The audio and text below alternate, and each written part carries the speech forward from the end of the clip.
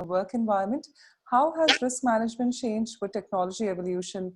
Latest cybersecurity technologies to safeguard your cloud infrastructure transformation, and world will never be the same is how enterprises are adapting to the new COVID-19 cyber reality.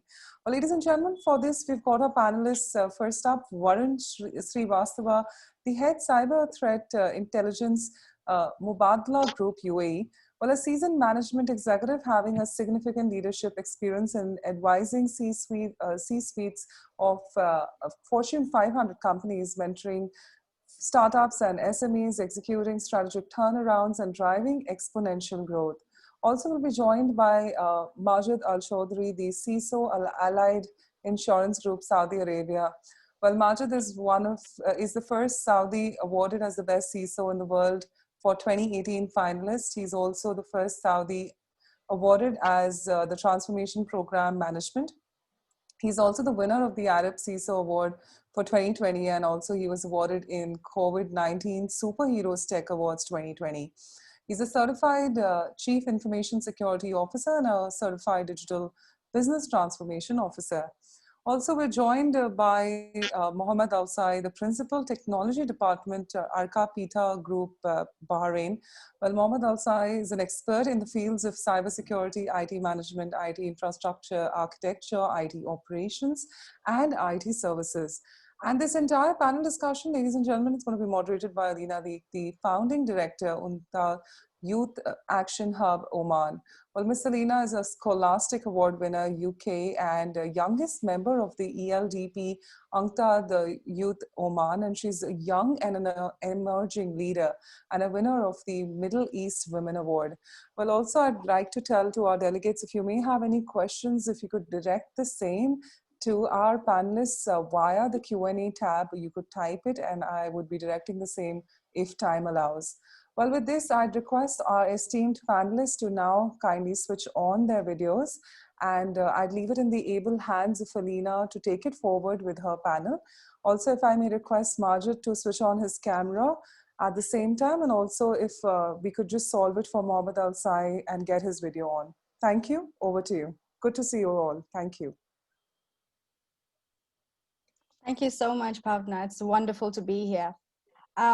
Welcome all our lovely esteemed panelists. I think we are still having a bit of network connection with Mr. Mohammed's webcam. But while we get that sorted, let us start the conversation. First of all, I mean, it's really wonderful when we talk about the entire cloud infrastructure, when we talk about, yes, now I can see you, Mr. Mohammed. Welcome. Thank you.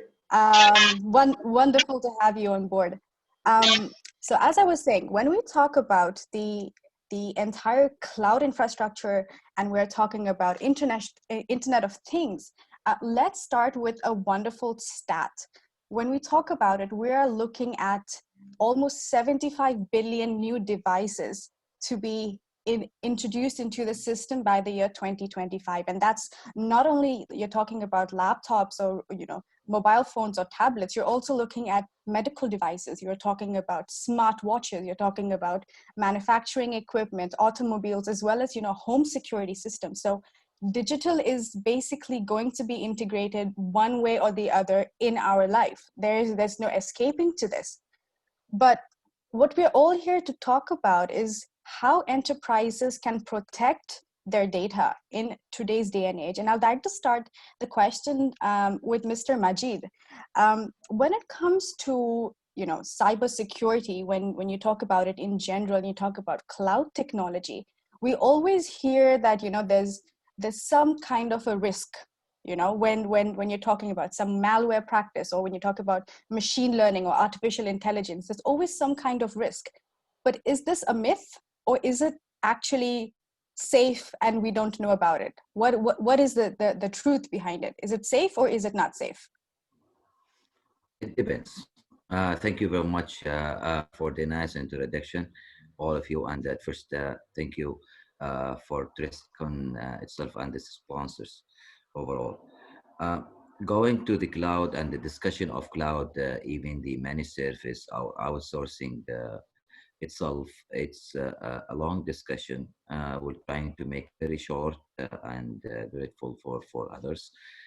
The point, it depends on the cloud that you are going to, okay, and the service that you are trying to acquire and what kind of services that the organization in need for. Overall, there is in every step, whether we do it internally or going to the cloud, there is a risk. So the situation here will be explained and managed through the risk mitigation plans. Of course, it's a risk management overall, which is part of the cybersecurity, and not only the cybersecurity, as far as other departments, finance, procurement, supply chain, and the list never end. It depends again on the organization itself, how many functions they have. So for any organization that's going to the cloud or to have any outsourcing service, okay, to gain any outsourcing service, they need to go through stages, okay, to ensure that they have the proper governance and controllers that can be applied in early. Not only this, to be monitored, evaluated, and check the performance on the journey. And of course, there will be kind of re-evaluation from time to time. It could be an annual. So before thinking to the cloud, is it safe or not? It all depends on the governance that you are trying to apply. And nowadays, if you noticed or not, we have mega cloud service providers in the MENA and especially in Kingdom of Saudi Arabia, the same for UAE. And I'm sure with these big names, they are doing even better than if the corporate try to do this local investment in their infrastructure because they are well equipped. I'm not a reseller for them, but because they have better preparation and readiness for the cloud and to ensure that their customers will be protected. It's not about business, it's not about money all the time, it's about reputation. And these service providers for the cloud, they have very big reputation. So, yes or no, it's yes with controllers. But if you don't have this governance or anyone can help you in developing these controllers and governance, I prefer to stay at home. I mean, to stay with the local organization, not to go with the cloud, because that will give others the upper hand to control your infrastructure and operation service to certain level. You will not be in the command to as an organization to control things. But overall, personally and professionally, I prefer to go with the cloud, and to prefer also to, maybe this is will get some of the audience a little bit angry with me, but to shut down the IT department itself, and maybe half of the information security departments that we have, and to go with the cloud with the better governance, uh, and to have one bill annually, and that's it. So transferring the risk itself, it's a methodology that's organization will give them more time to focus on their core business and how to deliver the objectives in better shape. Thank you. Thank you so much. And you have actually given people something to think about. I wouldn't ignore that completely. But I also want to reiterate something that you said, which was that a lot of the companies are now investing into cloud and data centers, which is something very important. And we know companies such as Microsoft or Amazon who create huge revenues by just the cloud system itself. And again, putting out a number there, by the end of year 2021, we're looking at about $6 trillion of investment into this economy. So I'd like to now direct a question to Mr. Barun. When it comes to, like what Mr. Majid said, whether it is your enterprise or it's something personal, you have to kind of pick and choose when it comes to cybersecurity, whether it's on the cloud or to actual data center. We were already moving into the digital era. Everything was anyway going digital. But then we had the sudden pandemic that took us all by surprise in 2020, and it kind of accelerated the entire move into the digitization realm. Now, according to you, are you witnessing maybe extra cybersecurity attacks, or does the pandemic put us in a situation where there's more risk than there was before? Thank you, Elena, and thank you, Trescon, for that wonderful introduction. Yeah, so in our past experience, especially given the past maybe 7 to 8 months since the time we have been seeing this pandemic affecting global scenario, I personally have seen, and I'm talking from the experience of working across a conglomerate, which is housing energy, utilities, healthcare, and every other major sector that we operate in. So I have seen a major spike in the kind of attempts that cyber attackers are doing across the organizations. Especially, they are now more targeted. So they are now, using let's say COVID as a bait, or as a vector, entry vector to infiltrate organizations and plant some major attacks across different entities. So keeping this in mind now, at one hand we have organizations who are affected by pandemic, and they have now budget constraints.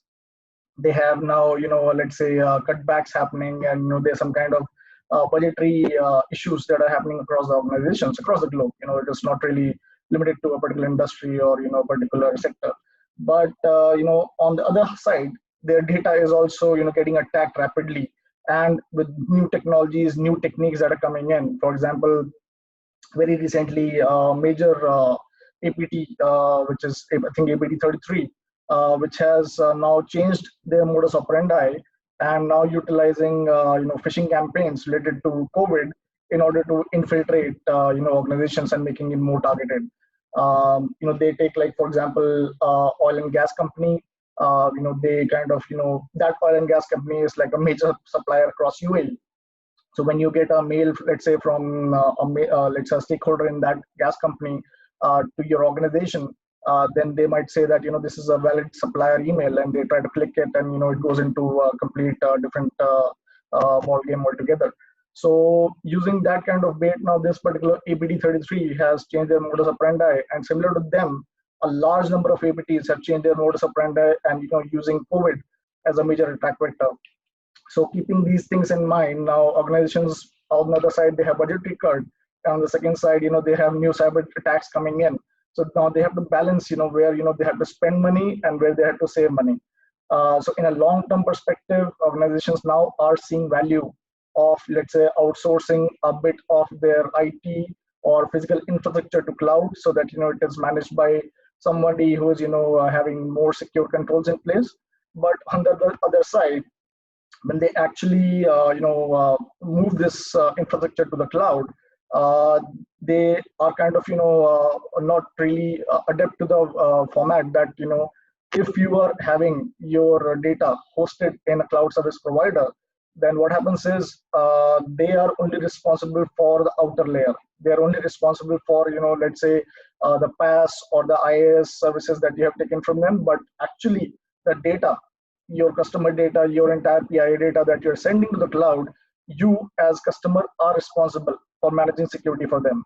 So that's a kind of let's say transition that people have to work up towards very quickly. Otherwise, for example, the kind of attacks we are seeing for COVID especially, and actually data exfiltration happening from the organization, if that continues to be on the rise, then I would see major attacks or major breaches happening across the organizations.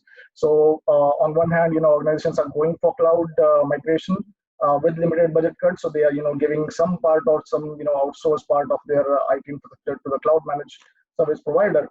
But on the other hand, they are forgetting that the controls that need to be on their data, which they are sending to the cloud, needs to be from their end. So for example, if they are sending out customer data through a particular Salesforce, or so through a particular application to the cloud, then for example, they are the ones who should be responsible for establishing zero trust network, and it's not the cloud service provider who will provide that service to them. So it has to be investment in terms of controls from the organization's point of view. But on the other side, they have to ensure that the cloud service provider also takes care of security to a certain level, till the extent, obviously it has visibility. So, in my humble opinion, I think currently this is a time where we are seeing a major outbreak happening using COVID as a bait, and I think it kind of spiked back in September. Now it is going a little bit down, but I'm pretty sure that they are planning something big, and some other APT or some other threat actor might utilize it for a major exfiltration across regional organizations. Thank you.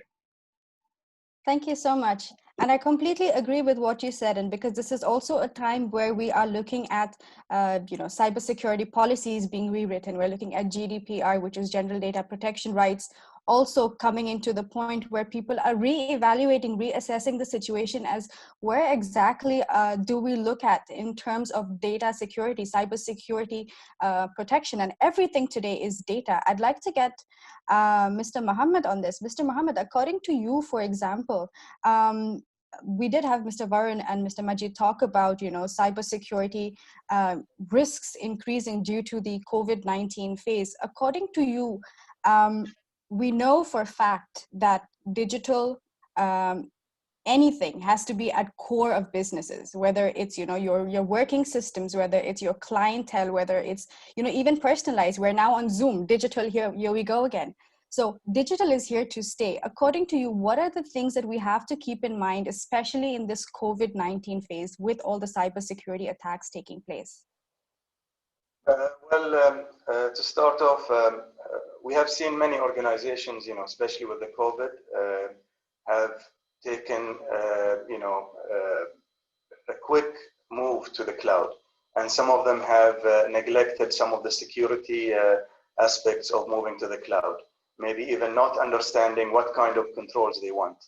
Do they want to go with SaaS? Do they want to go with software, software as a service, infrastructure as a service, or a platform as a service? That all depends on how much control does the customer of the cloud provider wants. Now, the more control you have, the more responsibilities you have around security. With software as a service, you have less access to security updating, and it's what I would say on security. So on cloud security. When it's infrastructure as a service, it's off cloud security. So more security on the client, on the customer to take care of. However, I've seen a lot of companies have even not looked at many of the cloud providers. They actually provide security scorecards, which are already implemented and in place for the customers to use. However, many customers are not using those kind of, let's say, built-in security measures. So GDPR, you talked about GDPR. GDPR is let's say a scorecard that is available in most cloud providers. It provides you with insights on what kind of data you have. If you look at this, many users were resisting going to cloud, and today, because of the pandemic, they were forced to go to cloud. And some of them, they've taken shortcuts, and their shortcuts has created backdoors, maybe left some areas which were not looked at. So attackers are it's like magnet for attackers. They are looking at vulnerabilities and ways to penetrate those providers. There are many new kind of attacks, like a man in the cloud, a new attack where they would capture your data while you're synchronizing your token. They would build in, they will use your token, manipulate the token, and put your token inside the token they're using to penetrate your access. We see wrapping attacks. There are many kind of attacks that are happening, and there are new attacks that are coming. These hackers are inventing new ways to penetrate and get your data. Data is very sensitive for companies, and every time you put a brick of security, the hackers would find a way to jump through the brick. They will find ways to just jump as high as they can. And getting your data is it's you can imagine somebody losing their secrets, their bread and butter of their business. That is a major issue, especially if you have recipes or codes that you use. You can't imagine a company like Microsoft losing their source code for their Windows or something like that. So you could imagine, taking steps to the cloud it's a real business. And they should, companies should really take into these measures. They should depend not only on securities that are provided by the cloud provider, but they should also rely on independent security providers. Having encryption done by the cloud provider, maybe it's good, but then you're locking yourself into these systems. And maybe it's a good idea to always have a mix of security providers that can protect you from cloud vulnerabilities. Thank you so much. And that's such a valid point if you see today, like no matter what technology comes out, hackers are always one step ahead, or they train themselves. So I think it's time for us to also address the pressing issue on any of the industries in terms of digitization in any of the Gulf countries. And that would be the IT industry continues to suffer from a severe shortage of cybersecurity professionals and experts. Now, we can see, of course, many people were not even prepared for the COVID. We can use that as, an excuse. But the truth also is that we are now moving into what we call a digital economy. A lot of the companies rely on digitization for various resources. And it's not only, IT departments, it's many other departments that use different kind of security systems. So like Mr. Mohammed said, it's very, very true. We do need to protect our data. And imagine if you are in a position where you are vulnerable and you cannot store this data. And I think this brings me to a very important question, and I'd like to address this to Mr. Majid, is for those audience who are listening to us, and some of them are, just starting new businesses. They are, new entrepreneurs, young entrepreneurs, people who are even not only young, people who are just new to digitization. For example, say teachers, now everything moved online, it's online learning. So everyone is new to this world of digital.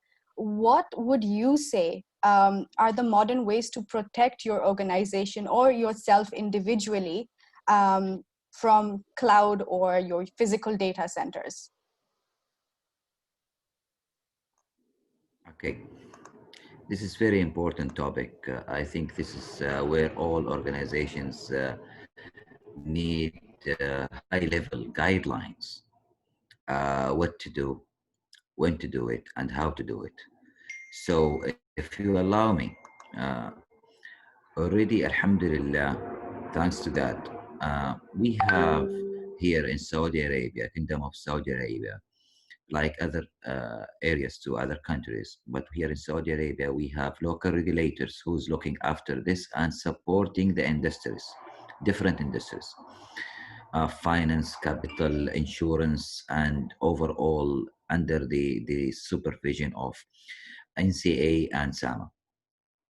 NCA and SAMA, they have written, developed, well-developed guidelines for the clouding and for the outsourcing where it can mitigate the risk. So it's nothing about Majid al as much as uh, how we can utilize this information, especially here in Saudi Arabia, for these companies to be implemented. So I would be going quickly with little enhancements here and there on these items where it can fit and match the organization. And they are around 3 stages.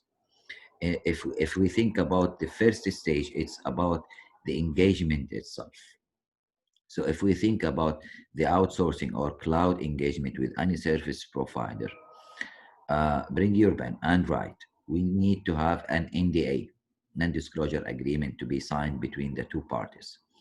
Number two, we have to do as an organization the third-party financial and technical professional background and capabilities not only for one service provider or cloud service provider, as much as for minimum three vendors, three service providers. Number three, to develop the impact of the outsourcing. For any action, there is a reaction. And here we need to list down the impact items of the outsourcing by developing the overall risk profile for these companies. Number four, the impact of the outsourcing, not as on the organization level as much as on systems and how to control it. And the last item in this stage is, of course, to have the alignment with these guidelines overall. And of course, there is kind of little, it depends on your industry formalities that you need to go along with the comparing and do something called, in my opinion, called white paper study where you compare between them and of course award one service provider. This is all happened in the first stage. There is no contracts, nothing being signed. It's all about analysis. Number two, to go for clouding. There is also in the second stage, there is a specific guidelines written for the cloud here in Saudi Arabia. So try to not as trying only as much as implementing these controllers and ensure that in that organization in developing in the second stage to go in details for the threat or risk management mitigation plan that will be involving as an information security or IT. It's not about IT to go cloud. It's not about information security to be the approver to go cloud only. It is a cooperative decision. That's all departments need to be involved in your organization. Includes, not limited to, the HR department, the administration department, the finance department, legal department, compliance department, and executive management. Most important, the board need to be there. So the second stage is to have this alignment internally and ensure everyone will write what come in their minds about their particular business and the business continuity for this cloud. The last stage, it's about the proposal and material outsourcing.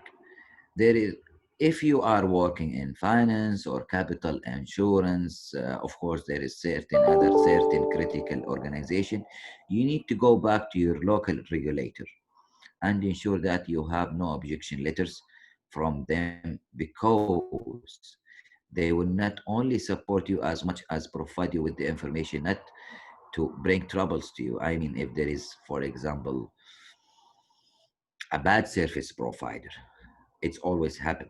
But in case if there is a bad service provider, will help you to say, Majid, please, or that X company, don't go to that service provider. So not only as a approval as much as helping you. And of course, in the last stage, to bring things on the board table and do a good presentation to them and everything, not only about my security, it's not about going to cloud or not for the board. It's about money.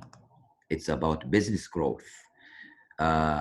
You need to prove that going to cloud, it's not a journey, just you want to change the way that you do your day-to-day operation, as much as how much the company will save, how much the company will generate more profit, how much the company will enhance the services that we are providing to the customer.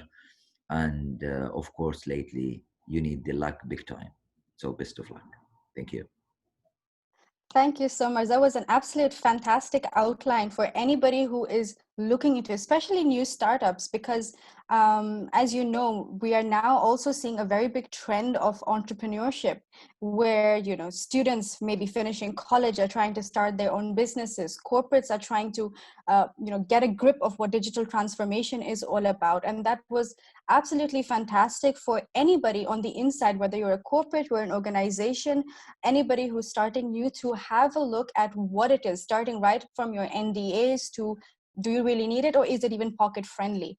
Now, I would like to get Mr. Varun on this because I think what Mr. Majid explained right now was a very beautiful view from the inside out. Now, I'd like your perspective in terms of the providers. When you talk about the cloud providers, we just touched upon, for example, one of the risks you are looking at is, the risk of getting hacked or cybersecurity. But what else pressure does it, put on cloud providers to defend such attacks or to create systems that are actually conducive to the digital transformation? Thanks, Elena. So basically, as everybody is talking about, how cyber threats are evolving, and how threat actors are becoming smarter day by day, and trying to have new techniques coming in and attack different kind of organizations.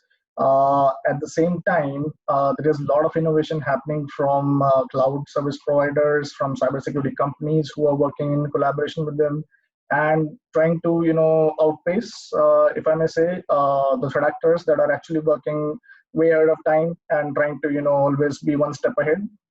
So at this very juncture, I'd like to bring in, for example, something called AI ML, or automation. So that's where I see a major differentiator that would come into play, wherein let's say if a particular threat actor is using a large zombie army of botnets trying to attack a smaller organization, and doing let's say denial of service attack, and trying to choke its bandwidth. So at the same time, we have this threat actor using botnet army to kind of attack a small organization. But let's say a company which is smaller, but having a cloud service provider who is having, let's say, DDoS protection in place with the help of AI and ML technologies, it would be able to, first of all, envisage and predict that a particular bandwidth spike is about to happen, and at the same time, when it's doing this particular prediction, it is able to thwart that attack by ensuring that the bandwidth is distributed evenly, and let's say a botnet army is not trying to choke business, and they are not hampering any kind of operational activities. So similar to this, AI and ML technologies are evolving day by day across cybersecurity companies. So recently, I was evaluating a product, by a smaller company. But some of the innovations that I saw coming through, and especially with my evaluation of other vendors, is that they are trying to now get more focus into deep and dark web marketplaces, where let's say new attack strategies, new tactic techniques and procedures by these threat actors are in discussion across their board.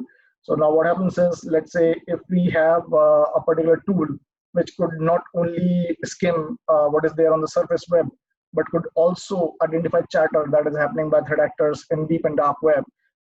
Also understand that, let's say a particular company, for example, XYZ, is having its name mentioned in some of the language inside deep and dark web, and a particular data leak is being sold on deep and dark web, and this particular scanner, like for example, we have SIM solution on the surface web. If we have something of this sort of scanner in deep and dark web, then we can kind of bring both the technologies together and understand the full 360 spectrum of where attacks are originating from before they actually are taken into effect.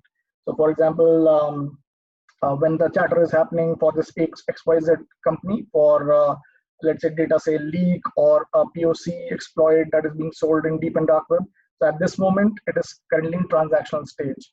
But if let's say a scanner is able to predict this chatter and understand that something is about to take place for XYZ, it's able to immediately reach it out to surface web and bring some rule sets inside SIM solution, or doing some kind of behavioral mapping through AI and ML technologies and SIM solution.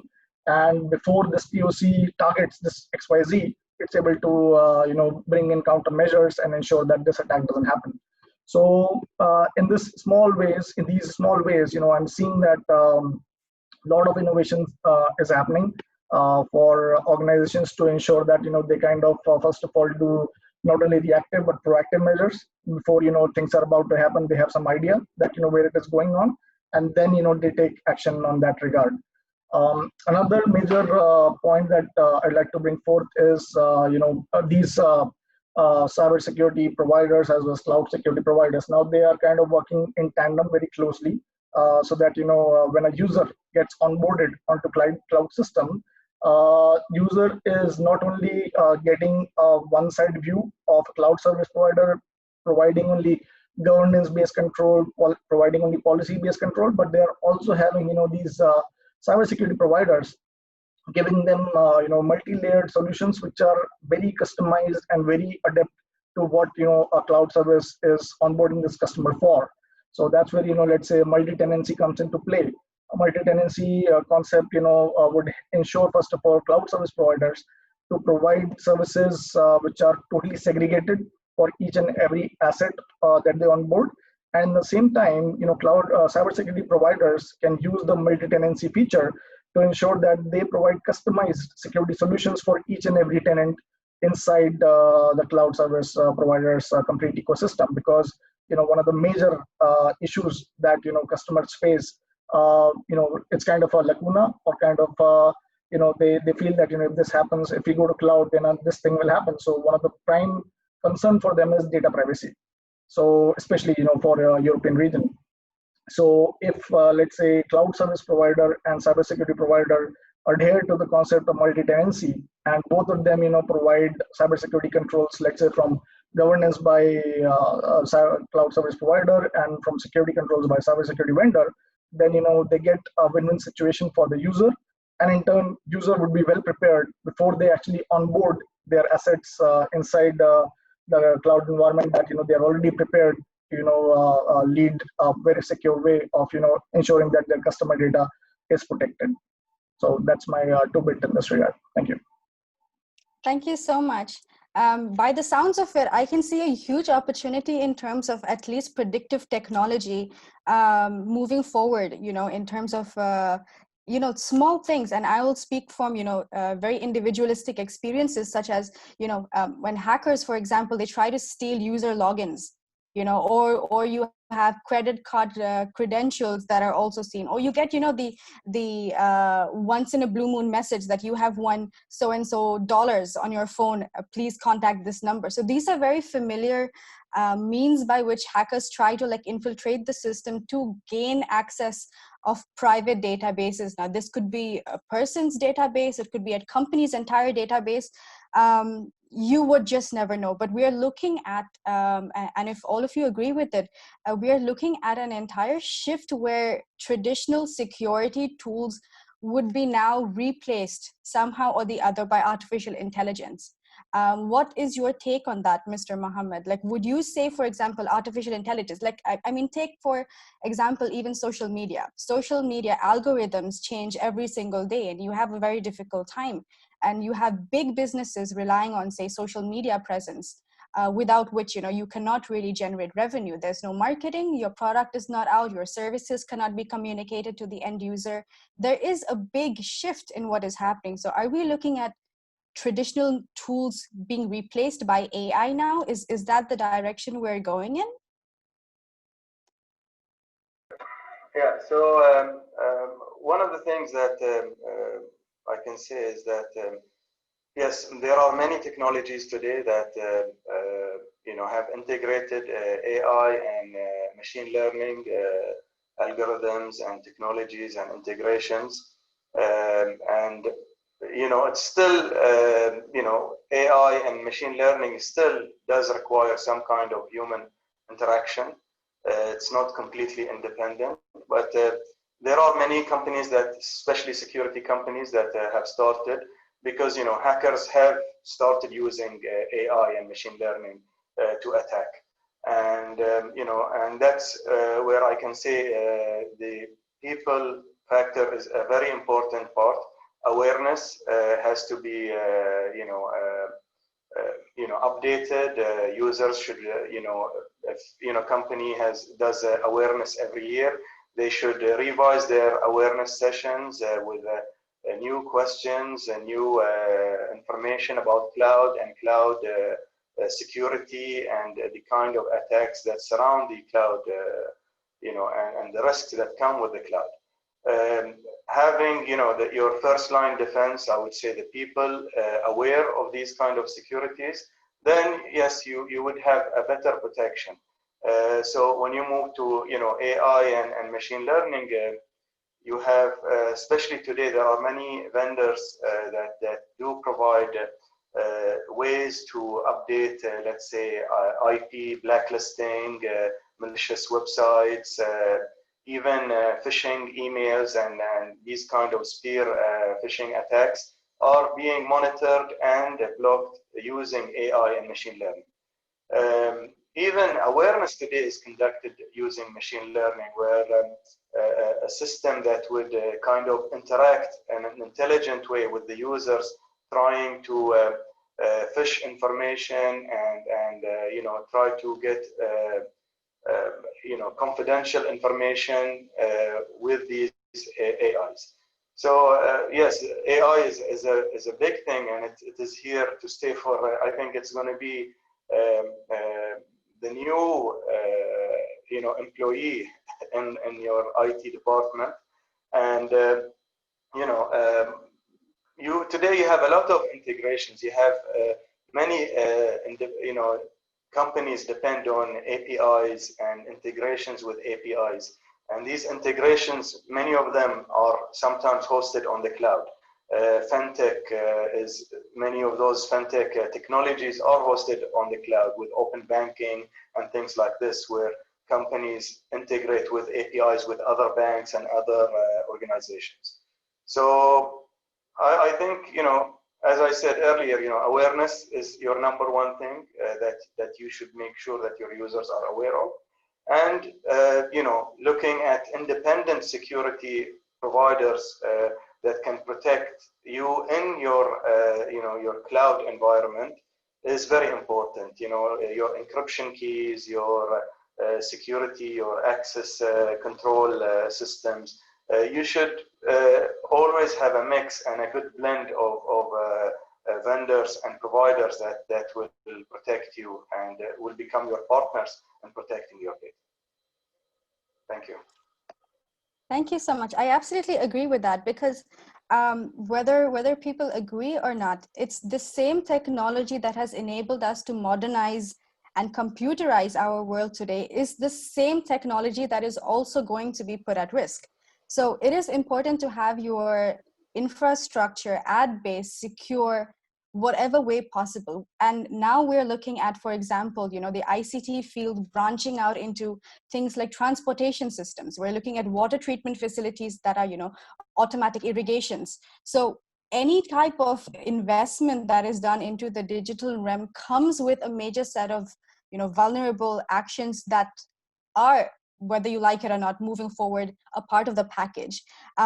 So now the question, I guess, and I'd like to ask Mr. Majid this question is, now that we know, for example, that yes, there will be some kind of threat, whether you like it or not, in whatever system it is, are we also now looking at, or is the shift now focusing more on the application process in terms of designing it in a different way? Are we looking at security being designed in a very custom way, something to what, like Mr. Varun said as well, it all is about a customized solution? Is that what would create a perfect fit moving forward? Okay. It seems that we have two important subjects with the conflict. Okay, whether I look for the in-house application development or for whatever application that I have ERP supported for anyone else, or I go with the cloud. If we want to take them both, that will make the IT in more trouble, because they need to decide whether the cloud application itself or to focus on the internal application development and writing or developing the information or cybersecurity programming or software development lifecycle, and that's included, that's not limited to the cyber clean coding, health check, and the list level end, or to the cloud, or going to the cloud. Professionally speaking, there is no much nowadays on the market once come to the application security controllers. Okay, we have very generic guidelines, and companies, organizations, they are doing their best to get things gathered from uh, let's say guidelines A, B, C to have this proper fit and perfect match for their application. On the other hand, there are applications that could help the ERP systems if or the core application in enhancing the cybersecurity controllers like IAM, identity and access management, application firewall, this and that. But going to the application coding, programming, development itself, that will be costing the organization huge money because this is very rare expertise and skills once come to the application, not only in the region as much as in the world, and there is less specialization unless if it's really mega scale organizations.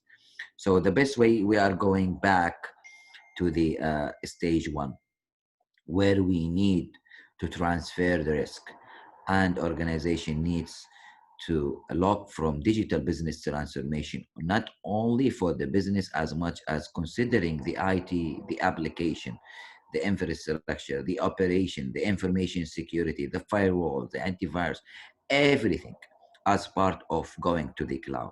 Going partially to the cloud will not reach you, will reach you nowhere.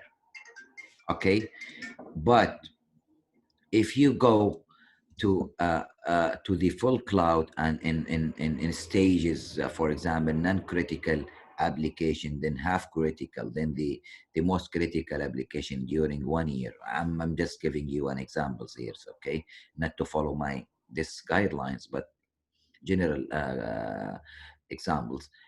That will be saving you better than having the information security. As an information security expert, please let them do this as an investment and go to the cloud. Don't do an extra investment that's you know will go far from the cloud. Everyone is going to the cloud unless if it's a critical mission organization.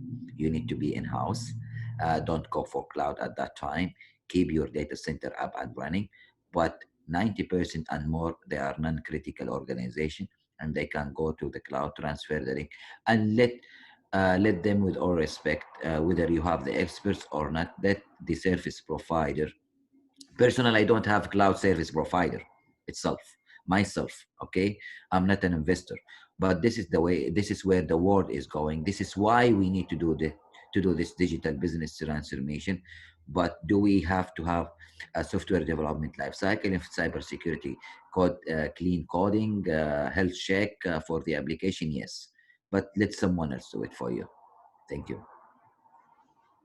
Thank you so much. That was brilliant. Now, before we go into our last set of questions for today, we know for a fact that the world is not going to be the same anymore. We know that it's changed. We're not going back. We're all moving forward. Now, digital is here to stay. Now, before we conclude, I would love your take on a simple point,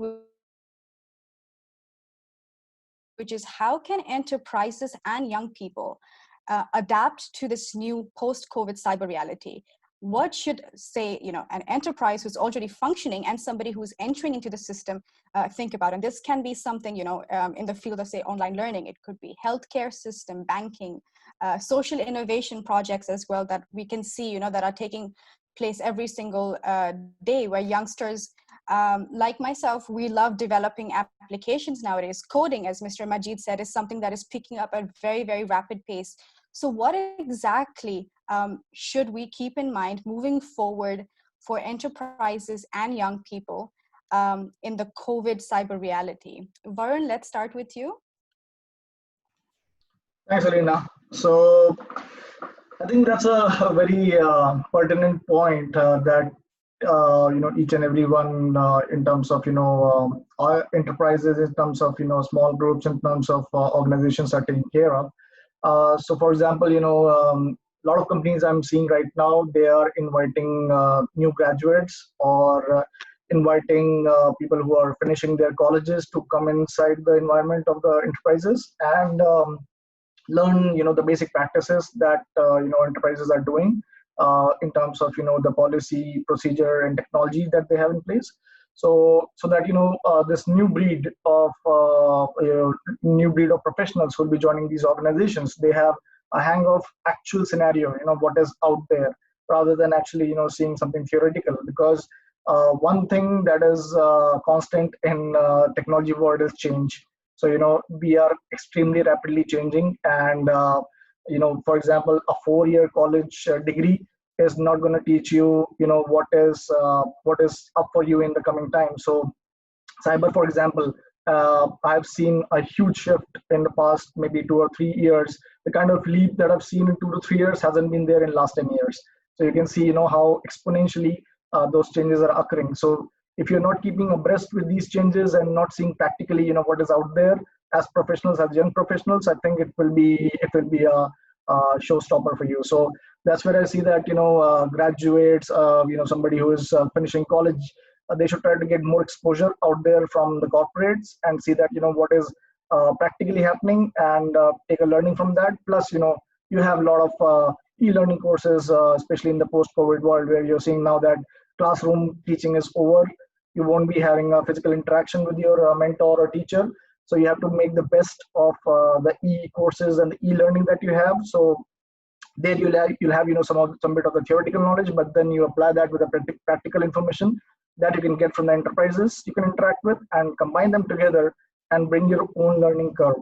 If you don't bring your own learning curve, there won't be a differentiator that you will showcase to the employers. And that's where we see that that is kind of a key factor that we see when we are, let's say, hiring a new cybersecurity professional. That, for example, everybody knows now what are the basics of CISSP, but have you gone out of your way and understood something which is practically happening out of CISSP? That's the question people are asking now to professionals who want to join the world of cybersecurity. Thank you. Thank you so much. That absolutely echoes what we believe at the United Nations Conference on Trade Development, the Youth Network, that I'm so proud to be a part of, is that we totally believe in digital inclusion. And that is something that has to start from the youth and has to be embraced by corporates moving forward. Mr. Mohammed, at the UNCTAD Youth Network, we have a motto, and our motto is think globally, act locally. Do you think that is something that also transcends into the digital realm in terms of youngsters picking up skills? Yes, actually, I think it is important to start here in Bahrain. We have many courses now, especially with, everybody's talking about fintech, and Bahrain is one of the major supporters for fintech. We have Fintech Bay here in Bahrain Bay, our capital building.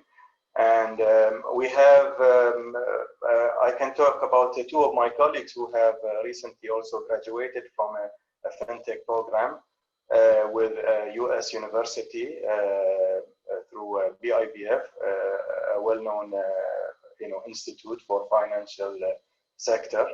And, learning these new technologies, and even I would say my kids, I remember last year I visited my son at school, and I noticed a board on the glass of the door to his class, and it was saying that we code. So I asked my son, and they're using Raspberry Pi in school, and he's I would say he's 7 years old then.